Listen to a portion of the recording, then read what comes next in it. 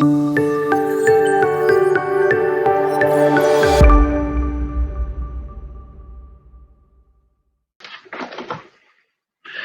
everyone. Welcome to the workforce training of the Pennsylvania Automated Vehicle Summit. My name is Roger Cohen. I will be moderating this session. A few housekeeping items before we start. So you're all aware this session is going to be recorded and available to all of the attendees later in the year. You will also see that your microphone has been automatically muted to reduce background noise, so please feel free to use the chat function on the right-hand side of your screen for general conversations and for comments, while use the Q&A section to ask questions for our presenters today.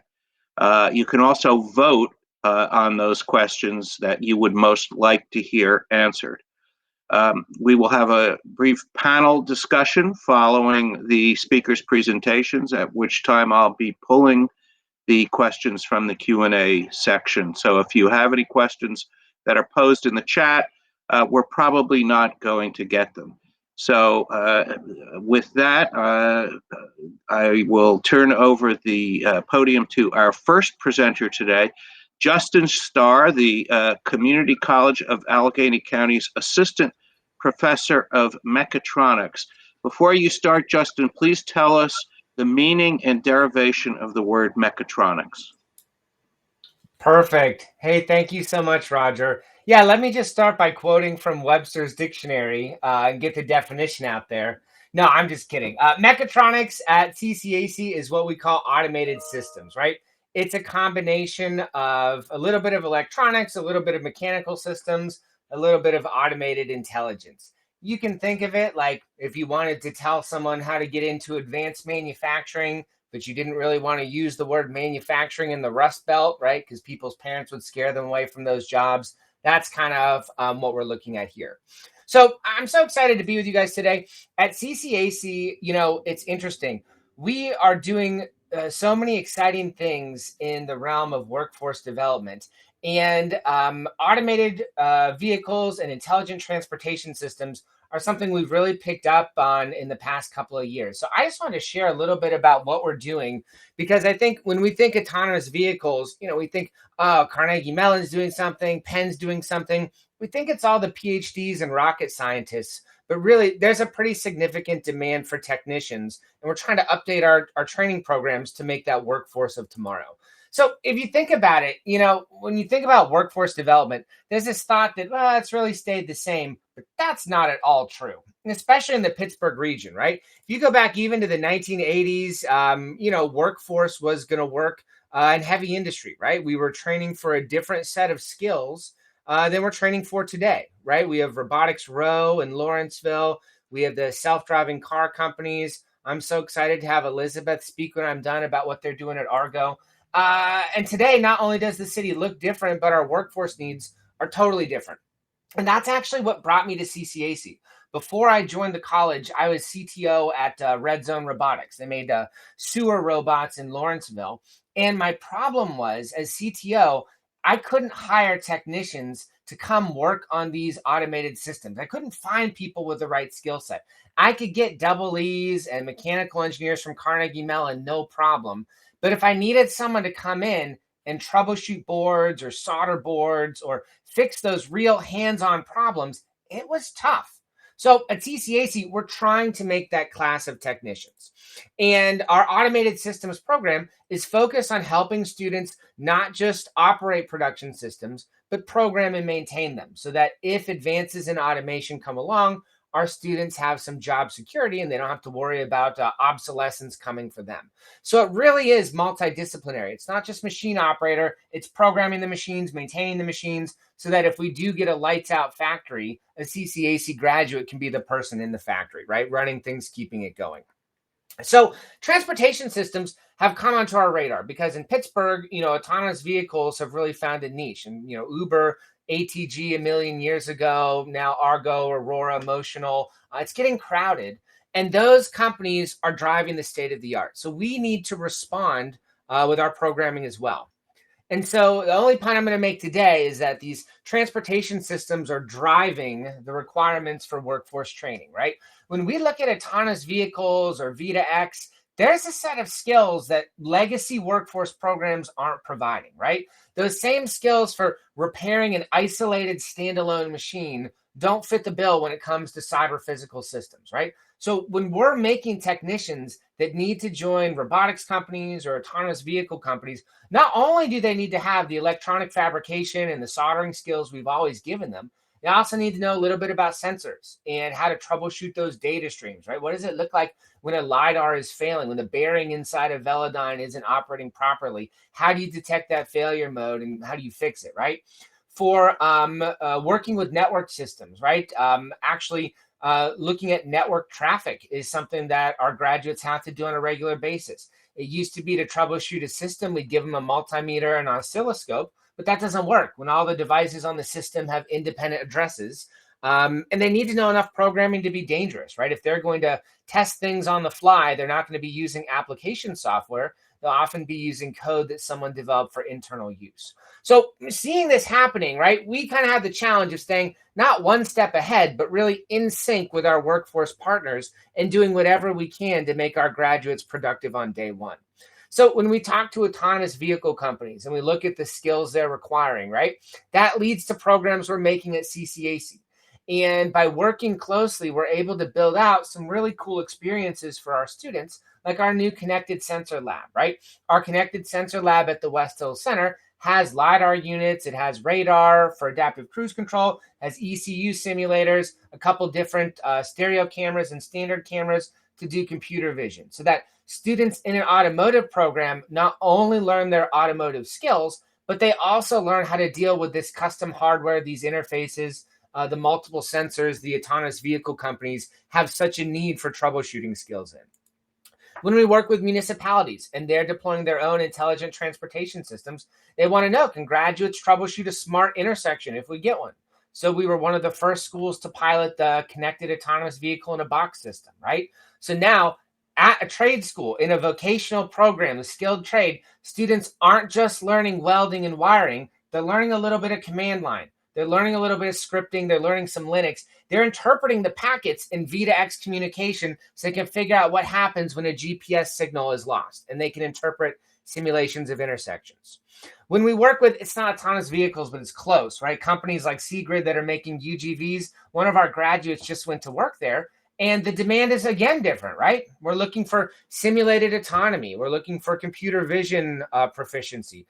Graduates who can work with NVIDIA CUDA, they know what machine learning is, they can do basic fundamentals of AI, and that's really where we're going with this. So you see some of our students here, these are Mechatronics apprentices. Last year when we rolled out this virtual autonomous racing league, where we made it kind of fun, right? It's a video game, so you trick the students into learning, but they're essentially driving around simulated cars with sensors on board. They're collecting data. They use that data to train a neural network, and then they race their own autonomous vehicles and they see who comes up with the best solution.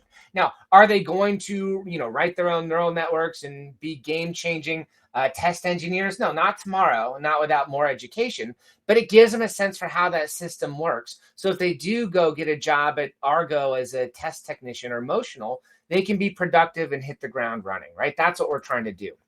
So really, the theme that I use and the phrase I say is that when we think of skilled trades, we need to include things that we're associating with advanced technology. The stuff Carnegie Mellon was doing, 4 or 5 years ago is a skilled trade now. We teach AI as part of our skilled trade programs. We have a course in data analytics that teaches graduates to use Tableau. And that was created by Train, right? The HVAC company, not some, Silicon Valley, company we would expect. A real blue collar company making HVAC systems wants their graduates to be able to use Tableau to do data visualization, right? We use GPT-3 and OpenAI to give people a sense for what neural networks and natural language processing can and can't do. So, we're always trying to move forward. And I think that's the key to giving people good family supporting jobs where they don't become obsolete, is some of these skills like AI. You don't have to be a computer scientist to use AI anymore, right? 6 years ago, you did. If you were inventing Alexa or entering the CMU entry in the World Series of Poker, you really had to be on the cutting edge of AI. Now it's kind of expected that you be able to deploy a model even if you're not a computer scientist. And so there's this trickle down sense of technical skills where when we look at the job market in Pittsburgh, if we want to know what technicians need to do in 4 years, look at what's happening today. Look at what the state of the art is, because whatever we see on the roads now, even if they're in beta, those same systems will mature and need maintenance and support. So at CCAC, we're always looking to constantly collaborate with industry partners, companies, government agencies, other academics. It's really our only way to stay current. So that's what we're doing in a nutshell at CCAC. If any of that resonated, please send me an email. My email's there. I love to talk about collaborations, and we're so excited to share what we're doing with this group. So looking forward to the panel. Thank you so much, Justin. And I'm reminded how for the last decade or so, the discussion has always been that the community college network is really the foundation for advancement into upward mobility. And it's really exciting to see one of the community colleges here in the Commonwealth actually lead the way in terms of doing that within the context of our transportation technology sector, which is emerging. So congratulations to you on your mechatronic program here. It's really good. Let me turn the podium over to a good Elizabeth Fishback is Argo AI's U.S. state and local affairs lead. She has been deeply involved in PennDOT's efforts to ensure the safety of automated vehicle testing on the roadways, and has been an active member of our AV task force and a good friend. So Liz, take it away. Thank you.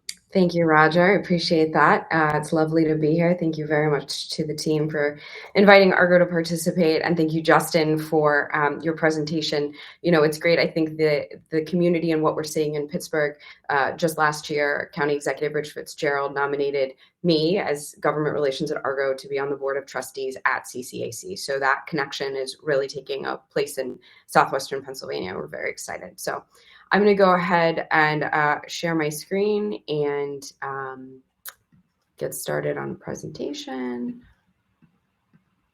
All right. Can everyone see my screen? I feel like that is what we've been saying for a year and a half. Can you hear me now? So Argo AI, self-driving technology in Pittsburgh. I know this group is well informed with autonomous vehicles, so I'm going to go through this quickly, but just to give you a little bit of a background onto what Argo specifically is doing. Here is a snapshot of where we are in the world. This is so exciting for a Pittsburgh-based autonomous vehicle company to have this level of footprint. We are in cities across the U.S. We test in Washington, D.C., Miami, and Austin. We're on the roads, obviously, here at home in Pittsburgh. Detroit with our friends at Ford Motor Company. We have engineering facilities in Palo Alto and Cranberry, New Jersey. And then just last week, we launched our public road operations over in Hamburg in Germany, and we have our EU presence in Munich. And my apologies if you can hear my laptop. It sounds like a jet engine. So who we are, we turn 5. We become a toddler. We are 5 years old next month. It's incredibly exciting. And in that 5 years, we've grown from 3 employees to 1,400 employees globally. Again, we have 8 offices in test cities. Luckily, I don't need to explain the SAE levels to this audience, like everybody else working towards a level 4 level of autonomy right here at home in Pennsylvania. So the build out of Argo, we're building the self-driving tech. We're partnered with Ford and Volkswagen, who have robust histories of building vehicles. We are not interested in building cars. We are looking at building the self-driving system that can go into vehicles. And then the business model there is moving people and goods through urban areas. So our technology, a little bit about it. Again, we are looking at moving individuals and vehicles through urban areas. That is our challenge, more than highway focus, which some of the other folks in the space are doing. So what happens when you're in a city? You need to have naturalistic driving patterns without a human present. So what does the car intend to do? And that is why we are in a variety of metropolitan areas, because all of these cities have different social norms when it comes to driving. As you all know, the Pittsburgh left exists nowhere else. Don't try that. So working on how do we interact with other vehicles and road users, and that includes pedestrians and cyclists, and how we interact with them on public roads through cities. So this is just a quick snapshot of how we test. While it's here in a linear fashion, I would like you to think about this as a circle that can go forward or backwards. Obviously, all of our development, testing, and simulation we do in computers. We can throw out millions of miles of testing and simulation. This way here, what you're seeing in the second photo is kind of the Tour de France happening in Pittsburgh, and there's a cyclist crossing over in front of one of our AVs. We can create whatever scenarios we want. Our closed course track is out in Newsstand at RADC West, but for most folks on this call, you may know it as the old VW plant, so full circle on that one. And where we can put anything to the test. We have a cyclist here that we've put on a robot. We can throw that out in front of the vehicle, and we can really put our software to the test in a safe environment. It's also where all of our safety drivers are tested, and I'll get to that in a few minutes. Last step is public road. And at Argo, at any time, if folks are concerned or see a need to take a step back, that's why I said think about that as a circle that can go forward and backwards. We'll take a step back. We'll throw software back to the simulation stage, back to the closed course testing. The important thing to remember with Argo is we live where we test, so we are always going to be safe. So this is really exciting. Argo LiDAR, I'm going to stay here for about a minute on this slide. Argo LiDAR is our proprietary LiDAR that we announced earlier this year, and we're starting to include in our vehicles.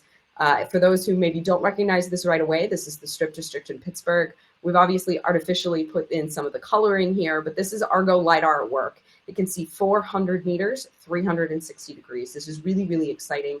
It's going to go and open up new avenues for nighttime driving, higher speeds, and you can see the amount of detail. The kids with backpacks on, the fire hydrant on the corner. One of my favorite things is coming up in about 30 seconds. You'll see a truck driver who's unloading his truck, and you can see him detailed in the back with the boxes. So this is really, really exciting. And now, oh, there we go. Had a little bit of a pause.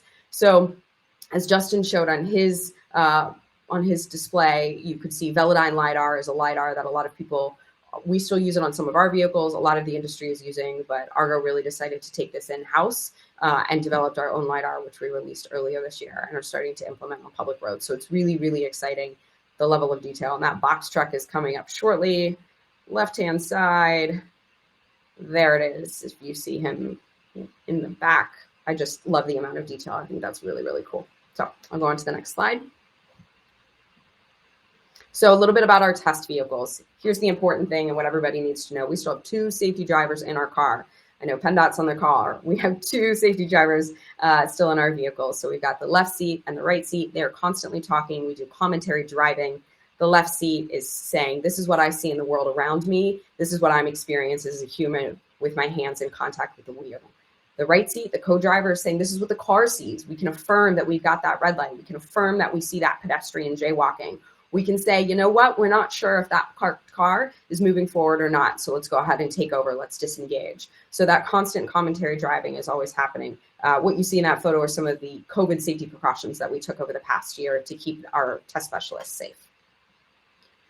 Generations of vehicles, again, 5 years old, and yet we have 4 generations of vehicles, which is super, super exciting. We had our initial prototype. What you'll see on the roads in the US right now is our second and third generation vehicles, Ford Fusion Hybrid, Ford Escape Hybrid, and our new friend all the way to the right is our VW fleet, which is going to hit the ground in the EU, and that's, you're seeing it now in a limited scope in Hamburg and Munich. We'll see that expand even more next year. I don't need to tell this group about radar, cameras, and LiDAR, but just a quick overview pointing out where we use these 3 types of sensors in Fusion together. We've got our TR on top of our car, and then one of the really exciting things we can do with Argo LiDAR is start to put short-range LiDAR down on the front bumper of the vehicle, so we have that near-field sensor depth when the car is moving forward, and you've got lower-to-the-ground objects, children running out to grab that football that they've tossed into the street, a small dog, hand cyclists, anything, really acknowledging what's low to the ground and a harder profile in front of the vehicle is really important. Like a lot of the companies, we do a voluntary safety assessment, our VSSA. That's public. It's on our website. If you have trouble finding it, please let me know.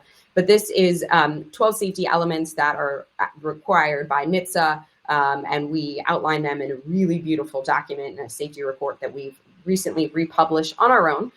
So our first one with our partner Ford, now we have Argos only. And so we highlight what we do to be safe, how we test interactions with law enforcement, all sorts of good stuff.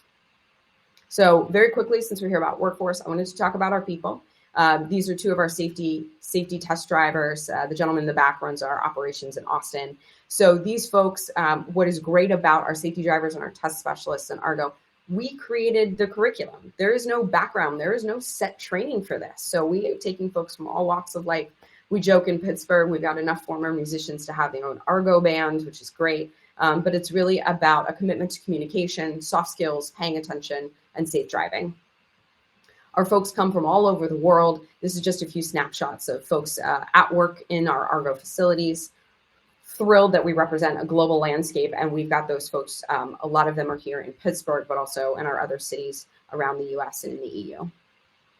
And how we support our community, and this is wrapping up. Robotics is our community, and we are its biggest fans. So we champion education at all levels. We are reaching out. We've got this amazing technology that's growing in Pittsburgh. And to Justin's point, it was all about CMU and Pitt. Our CEO, Brian Selesky, did go to Pitt for engineering. But we're reaching out into the communities, building up that pipeline, letting students know in Pennsylvania and Southwestern Pennsylvania, in Dearborn, in Detroit, starting in Miami, hey, these companies are here, but you also have a future in these companies. And whether it's in engineering or robotics or some of the other positions that we need in supporting a company, finance, HR, legal, it's really, really exciting. So we're trying to reach down into education pipelines and let kids in our community know this is a company you can work at when you're ready. We also have wonderful relationships at Georgia Institute of Technology and Carnegie Mellon. And that is my presentation. Thank you, Liz. For those of us of a certain age who spent a good deal of our youth traveling around the country in a VW microbus, I just, when I saw the picture of Volkswagen's new vehicle there, it just got me nostalgic and excited for the future at the same time. That is the entire point, Roger. So thank you for pointing that out. The ID buzz captures both. We're very excited about it. Okay. We're starting to get some questions. I want to encourage everyone to put some questions on the board there on the Q&A function so that when we get to it after the next presentation, we have some good discussion. Our final presentation from the Honorable Deputy Secretary of Labor and Industry, Sheila Ireland. It's great to have a Commonwealth colleague to take us home here. So Sheila, I'll turn it over to you. Thank you. Thank you, Roger. I'm delighted to be joining you today. I'm going to take the conversation a little bit different direction. As you know, my focus as the Deputy Secretary of Labor and Industry, it's always going to be on how do we connect people to work. So thanks to the COVID-19 pandemic, we're at an unprecedented inflection point in our current labor markets, and its impact on workforce development is undeniable. Today, I'd like to share my take on the future of workforce development here in Pennsylvania, with specific emphasis on the strategies we need to employ to manage this new labor market reality. So I'll give you a little bit about my background. For the past 25 years, I've been in what I call the people business. I've led the HR, training, and organizational development functions across a number of industries. But in 2007, I took up my first role in workforce development. I have served at the program level as the Vice President of Workforce Solutions at University City District in Philadelphia, at the local policy level, where I served as the Executive Director of the Mayor's Office of Workforce Development in Philadelphia, where I managed the execution of the city's first citywide workforce development strategy, and now at the agency level with the Commonwealth of Pennsylvania, where I have the privilege of leading workforce development. I have leveraged these roles to help organizations both find the talent they need and to create workplaces that bring out the best in both the organization and the people that work there. I'm working to create opportunity and level the playing field for people that I serve. That's everyone. And I do mean everyone should have the opportunity to connect to work that on most days, I like to always give that caveat, fulfills them and pays a family-sustaining wage. The pandemic, however, has created a unique set of challenges. So let's take a look at the current market realities. Presently, as a state, we stand at 6.2% unemployment, with approximately 390,000 Pennsylvanians out of work. In addition, as we are emerging, hopefully, from the pandemic, there are multiple issues that have come to the fore that must be addressed, including the disparate impact of COVID-19 on communities of color, the pink recession as women, who are often the primary caretaker for our children, struggle to re-enter the workforce due to the closings of schools and daycare, and America's continued struggles with diversity, equity, and inclusion. But one predominant issue is front and center. Many workers have decided to, are considering, or already have changed industries and occupations. The pandemic has led many workers to reconsider their place in the workforce, a trend I'm sure you've heard the media refer to as the Great Reassessment. This is because, as you know, the Bureau of Labor Statistics, or perhaps you don't, tracks quit rates, or the percentage of workers who leave their current jobs each month. Since April of 2021, 4 million workers, and this is a historic high for the United States, have left their jobs every month over the last 5 months. Yet 94% of those workers say they would have stayed with that employer had they invested in their professional development. Workers are seeking job quality, not just family-sustaining wages, and are demanding benefits and flexible schedules that they have come to enjoy thanks to the constraints of the pandemic. So let me use the current automotive service technician shortage as an example. Hiring and retaining quality auto technicians is increasingly becoming one of the biggest challenges facing the retail automotive industry today. And as you know, demand is high at local dealerships in all regions of the country and at America's car and truck auctions, where millions of used vehicles are serviced before sales each year. According to TechForce Foundation, the U.S. will be short approximately 642,000 automotive, diesel, and collision technicians by 2024. Not the usual 2030, 2024, if current trends continue. And as of this week alone, there are almost 3,300 automotive service technician jobs advertised on Indeed in Pennsylvania alone. This is a highly competitive labor market, one in which businesses are competing against each other in unprecedented ways for skilled workers. But many employers have always known they've had two options to address their human capital needs. They can buy or they can build. Current conditions suggest that employers can no longer simply buy the talent they need in this labor market. Now is the time to build. By investing strategically in recruiting, training, and retaining the workforce that they need, businesses can effectively compete for talent and build a workforce that has the skills that they seek. So here are some of my suggestions on building the quality workforce that we need to remain competitive. 1, elevate your community engagement practices. There is a clear link today between being socially responsible and being an employer of choice. 2, develop recruiting practices that are both broad and deep. Recruiting broadly means moving beyond the typical demographics of your current labor force and moving beyond your comfort zone into spaces that you have not heretofore considered. Recruiting deeply means making sure you're not using credentials as a proxy for the soft skills that you are seeking. Consider engaging in skills-based hiring practices to broaden your base of qualified applicants. Let potential, as well as credentials, be part of your recruiting equation. 3rd, employ diversity, equity, and inclusion strategies that respect the potential contributions of all and allow for some workers who may have the skills they need but need additional training to be effective in your organization. 4, offer a clear, supported, defined career pathway to move employees beyond the entry level. I'm sure you heard me say before, folks are looking for you to invest in their professional development. And this may mean providing training on site or funding mechanisms such as tuition reimbursement to help advance their education and the skills they can use in their current roles. If we're thinking automotive service technicians, why not reimburse for the automotive service excellence classes?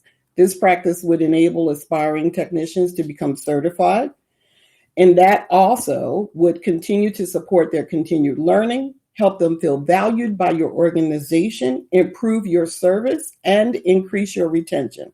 That sounds like a win to me.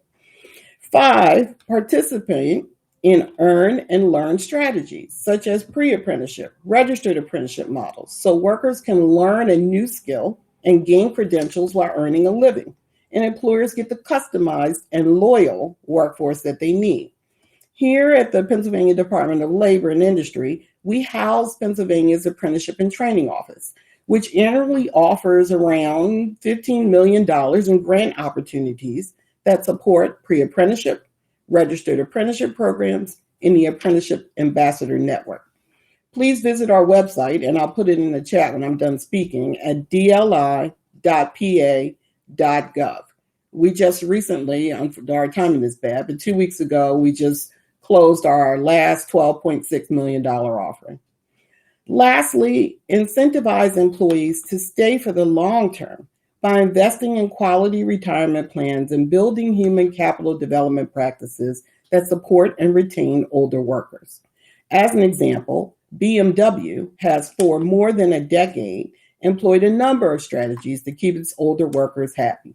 It retains them by doing such thing as making special shoes and putting in wooden floors to ease knee pain, installing new computers with bigger fonts, having workers rotate jobs during a shift so they don't repeat the same job all day long.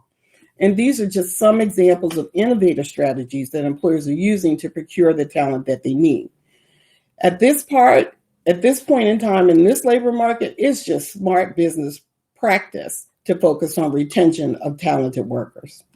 So in conclusion, I'd like to leave you with these following thoughts. These are troubling times, but I think times of crisis provide us with opportunities to clearly examine where we are and where we need to go. To achieve real clarity, nothing is better than asking the right question. So bear with me as I pose a few to you. Every generation has its own defining event, and unfortunately, the COVID-19 pandemic is one of ours. And given the unprecedented shifts in the labor market, how will we choose to respond? Will we use the pandemic as an opportunity to critically reassess whether what we are doing is working, or will we continue to practice the definition of insanity, which is doing the same thing and expecting a different result? As the pace of technology continues to quicken and fundamentally changes the way we will all work and live, are you ready for the new realities that a tech-driven job market will bring?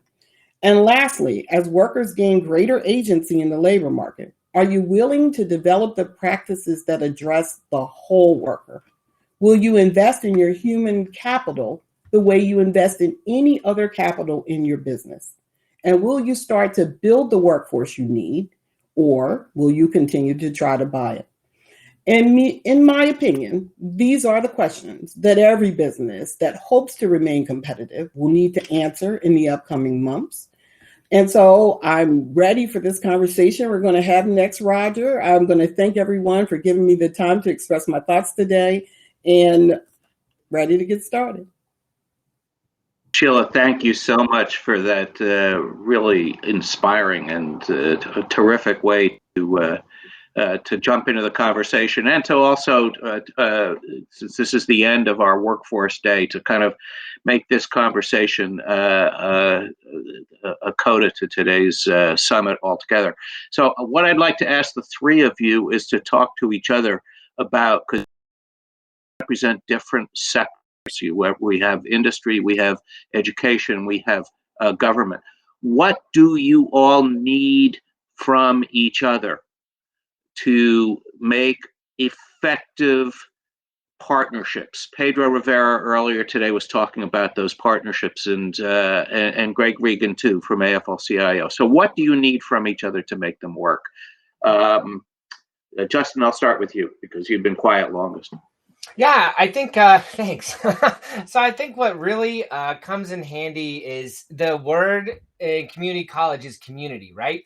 So if we don't hear from businesses in the area, if they feel like the community college is always going to be there, just churning out technicians, it's definitely not something that succeeds without buy-in. So whenever we can work with companies like Argo, other companies that have a need for technicians. Your local community college is a partner. We want to support you. We want our graduates to work for you. And that means we'll modify our curriculum to make sure we're producing the skills that you want. So the biggest thing is, please don't be a stranger. Please reach out to us. Don't think we are unapproachable, or just because we have certain programs and you don't see a fit that you should do your own in-house training. Come to us. We want to help. A rising tide lifts all boats. So please do not be a stranger. And the same is true for government. You know, when we are working with companies, oftentimes for them to be effective, they want to, you know, be at the nexus between education and policy. So the big thing is, as long as we all work together, we communicate at events like this, and we take the conversation forward tomorrow and keep digging a little bit deeper, that's how we all succeed. Thanks, Justin. Liz, do you want to jump in? Yeah, I mean, Justin said, you absolutely agree with it. Again, we have this great partnership where Argo sits on the board at CCAC, and as we can slowly come out of the hole that is COVID while still trying to maintain a safe environment, is how do we look to the future, to what the Deputy Secretary said of these are really real long impact, lasting impact. Where are folks looking for their education? What are they willing to invest in their education? And what are the returns of that investment? What do jobs look like? Where are they going? So I think that's one place we all can work together. As far as industry, and I know Bailey sort of asked this question, and I think it overlaps a little bit on how do we all work together. You know, government, one of the wonderful things about PennDOT, so blush, Roger, is that there's a two-way open communication. What does industry need to grow, but what does government need to do to be safe in that space? And how do all the players literally share the road together in these communities? So I think it's these open chains of communication between industry, government, and education that you alluded to, where what do we need in industry? Where are we seeing holes? Whether it is in Justin's oh, for crying out loud. New manufacturing classes. There we go. We use the word because it's not so scary anymore. And then, but things like, you know, we need lawyers. So Pitt Law and Duquesne Law are amazing law schools in Southwestern Pennsylvania. Where do we need to be teaching lawyers of the future what AI and property and intellectual property rights look like, and proprietary guidelines? Where what our cars might look like slightly differently as we look at prototype vehicles, because we still need mechanics. Those tires aren't going to fix themselves. So I think it's looking at what are the jobs now? What do we think the jobs of the future are coming at? And so how do we work together and making sure that we're filling those pipelines right here at home by investing in the educational centers that are in Pennsylvania? And then again, with government, you know, again, we have a wonderful relationship with PennDOT, and that they acknowledge the companies and the industry needs to grow, but we all need to do that together and safely. Sheila, you're still catching your breath, I know. So before you jump in on this question, I just want to say, with respect to PennDOT and it's developing its policies to encourage vehicle automation in the safest and most equitable way possible, we've worked really closely with our sister Commonwealth agencies, not just the Turnpike, but Department of Community and Economic Development, the Department of Conservation and Natural Resources, who operate large roadway infrastructure in our state parks, DEP, and others. And I think that and L&I, and I think that those collaborations within the Commonwealth, you'd be surprised, don't happen often enough, but I'm pleased that particularly under Mark Kopko's leadership of our transformative technology program, we've really made a point of emphasizing that. So Sheila, you kind of alluded to it, but if you want to just underscore some of the principal points, what do you feel that governments need from the educational community and from industry most to reach those goals that you very articulately outlined? Yeah, so for us, the lens by necessity has to be big and broad. You know, it's labor and industry. It's not focused on any specific industry, but I will tell you across the board, some of the disconnects that we see intentionally or this idea that the collaborative table just does not have enough players at it, right? There tends to be a focus on one group or another. Either it's, higher ed. Justin, I sit on the board of Community College of Philadelphia, so I get it, on a lot of different levels. Or it's government and what can we do? But I just think the lens has to be broader in terms of, I talked about recruitment being broad and deep, but also in how are we thinking about how we're building this workforce? Who are we talking to? And who is at the table? And I think a lot of times we can just do a better job, us in particular. I think at L&I, we've given some intentional focus on how do we collaborate with other departments across the Commonwealth, which is, why I'm here today, that kind of thing. But I think in the education space, we can do a better job of connecting to community and grassroots. I think in the tech space, it tends not to be as diverse as anyone would like to see. And so there are clear opportunities there to build different types of pipelines into organizations. And I think even though it's not a business imperative, government can help and lean in, because that line of sight into that job, that career, that future needs to be built early in the student's educational experience. And it doesn't need to exempt people who are already beyond the age we like, which is like 18, 19, 20, 21, 22, right? That's why I always use the BMW example as an example of how you can integrate a number of folks into where we're moving, and not just think that, youth equals technology. Maybe it does in general. Like my son is a software engineer, Roger. So I'm like, he's way more savvy than I am, right? But I have more experience. Well, as he moves into this brave new world of electronics, we're all going to be anxious to see where that goes. I'm going to turn to the Q&A. The votes are rolling in, and the top of the list is a question for Liz from our friend Ted Bailey. For those of you who don't know Ted, he leads the vehicle automation program in the state of Washington.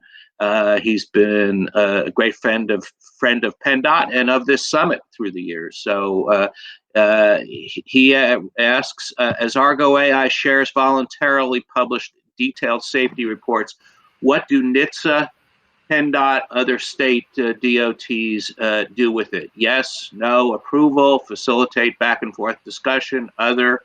Liz, I'm going to let you take that from the total perspective. Yeah, sounds good. So, look, I focus on our state governments, but Nitsa was the one to put the umbrella out of, these are the questions we want to ask and that we'd like you to answer at your behest. So Nitsa does publish all of those VSSAs that are submitted from the different AV companies. They're on their website, but at this time, that is all Nitsa does with them. They make it available for public consumption. If you were to Google it, it's easy to find. You can see the different companies. Argo specifically, we outline who we are, our background, how we prioritize safety within the employee ranks. How do we look at safety? What is safety? How do we test? Where do we test? How are we approaching these things? So we make that as transparent as we can while protecting IP, as everyone is. When it comes to PennDOT, our experience is one that, yes, there's a conversation back and forth. We are just now getting to our third iteration of testing guidance. We've just updated a couple of definitions. So we are on 3.0, I believe. Roger and Mark, correct me if that's not the case, but I think that's what we're calling it. And certainly starting in 2020, because we thought that was going to be a quiet year, we had 8-9 months of conversation back and forth as to what 2.0 testing guidance would look like, what PennDOT needed to know, what the companies could safely communicate, where is testing coming from, what needs to be known by government, what needs to remain private for industry to be able to grow and remain competitive within the Commonwealth. So that absolutely there is facilitation back and forth. I think PennDOT does a really nice job of making it clear to the testers, especially when it comes to law enforcement, that if there is a municipality in which an AV tester is on public roads, that should the municipality want to obtain our testing submission, that they can, and that law enforcement may request our emergency responder interaction. And a lot of the testers have wonderful relationships with law enforcement. We reach out We want folks to know who we are on the ground. God forbid there's a problem. But I think that is one way where PennDOT, one of many ways where PennDOT shines, is that it is an open conversation. We are talking to PennDOT all of the time, and it is really, truly wonderful. So that I know our cars are safe, but when I see other testers on the road, I know that they're safe. So I hope, Ted, that answers your question just a bit. There's a lot of conversation within PennDOT. Nitsa does publish BSSAs openly. Is first and foremost, I think, the concern of everyone as this technology moves forward, but its impact on people, safety, and on job opportunities is also something of tremendous interest to everyone. And the next question addresses that, and that is, what do each of you view as your principal short-term and long-term goals with respect to the interaction of automation and the workforce? And this is actually, as I read it, a much more complicated and significant question than it might appear on the surface, because the technology is moving so rapidly that just defining short-term and long-term is a challenge in and of itself. So, Justin, why don't you start, and we'll hopefully get a free-for-all going. I think it's tough. I think we always have a vision for where we want to go, and that vision is in terms of outcomes. So when we look broadly, right, I think one of our goals is that we never want a graduate of one of our programs to have their skills become obsolete. And so what that means is technology is always changing. So when we teach them core skills, we're not teaching them the mechanics of a specific vendor iteration. I gave an example in my presentation of Velodyne. Well, we're not teaching the students how to use Velodyne specifically. When that next technology comes along, like Argo makes their in-house system that blows it out of the water, our students need to have the fundamental principles to navigate between those, and when the new release comes out, be immediately productive. So we're always looking to have those agnostic viewpoints. There's no vendor lock-in. But more importantly, I think we're also looking for frameworks where students understand that when they finish a program, it's on them a little bit to stay relevant, right? Once you walk out of the doors of CCAC, your job and your responsibility for education doesn't stop there. You need to constantly be upskilling. And that's what we do. And we try to include this AI in our skilled trades, right? You show students, hey, what we show you when we type a seed into OpenAI and it generates a term paper for you without doing anything, that should scare you a little bit. And that should tell you that you need to stay on top of this because it's coming. And it's not just going to make blue collar workers obsolete. You can have a nice white collar job managing, writing technical reports, and this technology can come for you as well. So short term, putting that mindset in our students that they need to take some responsibility for maintaining their relevance and giving them the skills to do so. Long term, we want to make sure community colleges are always part of the conversation for producing these graduates. We never want companies to think they need to go in-house to upskill these workers. When they have goals for DEI, we can help them do that, right? We're very good at reaching out to underserved populations. This summer, CCAC is working with Verizon to do STEM camps for students who have difficulty with transportation, low socioeconomic background, that would not be candidates for traditional STEM camps, because we want to bring them into the workforce early and make them participants in middle school to build that momentum so they graduate and they can have a seat at the table just like everyone else. So we're here to help, and we want to, really do whatever we can to make partners in our region accomplish their goals. Anyone want to jump on it? Sure. So with excitement. It's so much, right? I'm sorry about that, Roger. You are the perfect moderator. We spend an enormous amount of time worried about the impact of AI, automation, machine learning on the workforce, right? We're watching trends, and the trends are all very troubling. Essentially, if you are engaged in routine, non-cognitive work, your job is in jeopardy, right? And even if you're in routine cognitive work, your job is in jeopardy, right? And I think people are a little bit blasé around the burgeoning impact of automation on the workspace. because I think they're used to experiencing the age of IT as opposed to the age of AI. So, in IT, what happened to us in like the 60s, 70s, 80s, 90s was that we hollowed out the middle class. You didn't lose your job, but in a lot of cases, people slid out of the middle class, right? Because AI impacted their jobs. AI is very different. You will be replaced in certain jobs. I would suggest anybody who's looking for a cashier understands that, right? That is what's going to happen. And so to Justin's point around how are we investing strategically to make sure that we don't leave whole swaths of the population behind are very, very important to us and critical. It's great, the rise of the creative class, but we do not want to create an America, which we've been doing for the past decade, where the middle class shrinks, gets smaller and smaller and smaller. That's the promise of this country, economic mobility.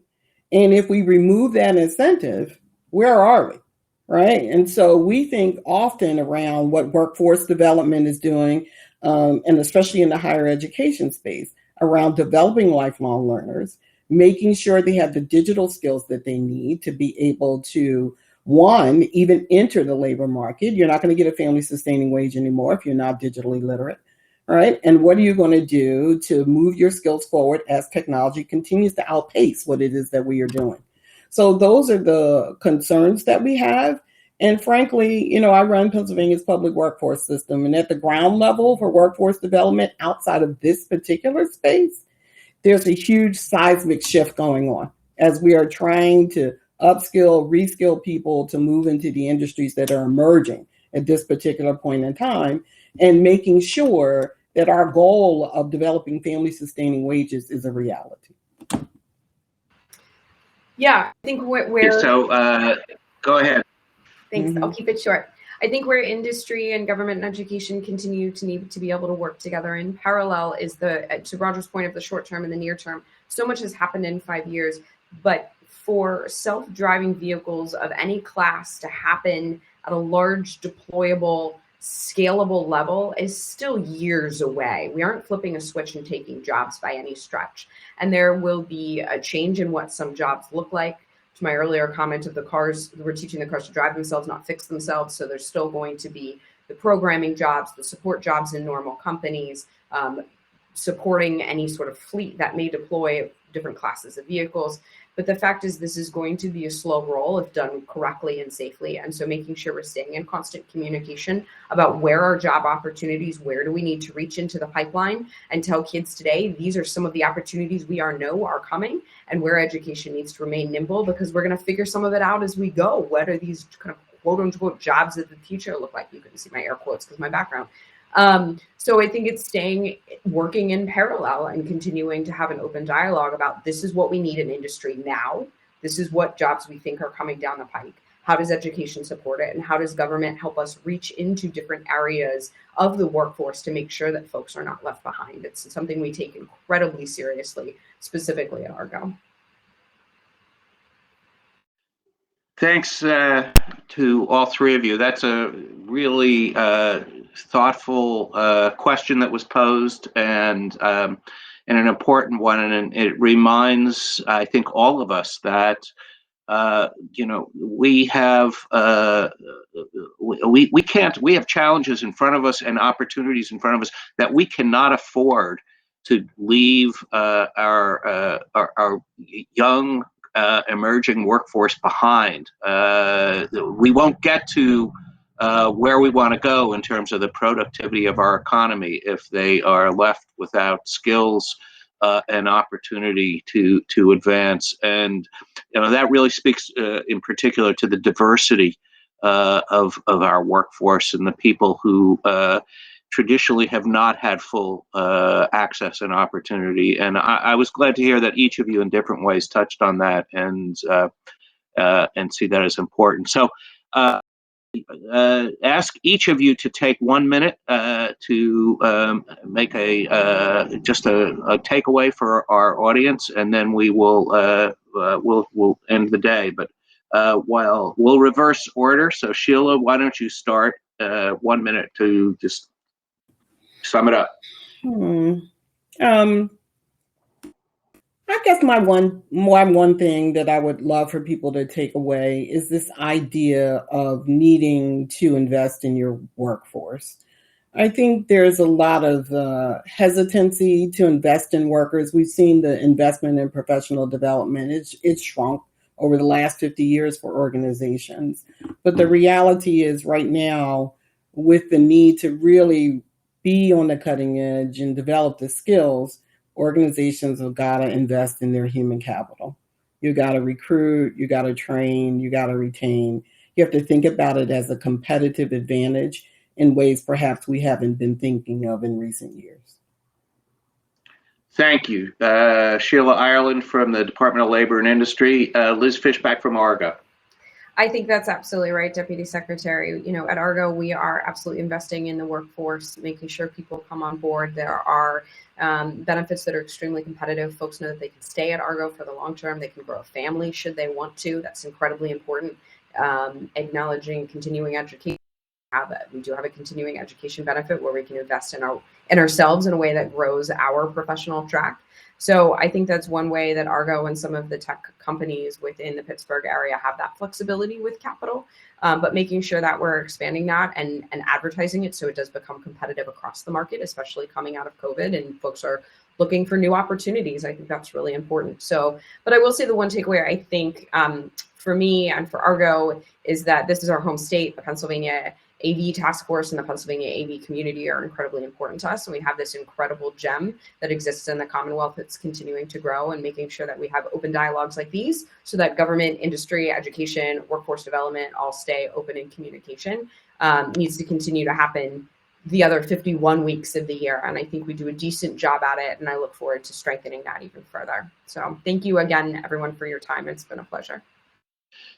Thank you, Liz. And finally, Professor of Mechatronics at the Community College of Allegheny County, Justin Starr. Hey, we all learned a new word today, right? So my takeaway would be, no matter where you are when you leave here, you guys in attendance today are the kinds of people who should be engaging with community colleges. So please get in touch with your local community college. If you're in Pittsburgh, you can call me, you can send me an email. If you're somewhere else, reach out to someone like me. We are dying to work with enthusiasts and people who are up on technology like everyone in attendance. If you have a company, we'd love to help you make training programs that are relevant to your needs. If you're a smart person looking for something to do in the evenings, we'd love to bring you on as adjunct faculty so you can pass that knowledge on to others. So don't delay. This afternoon, reach out to one of us, and we'd love to take this collaboration even deeper. So thank you all so much. Thank you, Justin. That's a great message. And that concludes the second day of the summit. Thanks to all of you for attending these sessions today and contributing to the discussions. Please check your emails after the conference for information on PDH credits. Tomorrow, we'll kick off our Freight and Goods Movement Day with Vivian Sun of Too Simple and Salika Talbot from the Autonomous Vehicle Consulting Firm and American University as our plenary speakers. We will now exit presentation mode, go back to the conference room where you will be able to chat with attendees before the day ends. Thank you for attending the summit. We've enjoyed having you all, and thank you, speakers. Goodbye.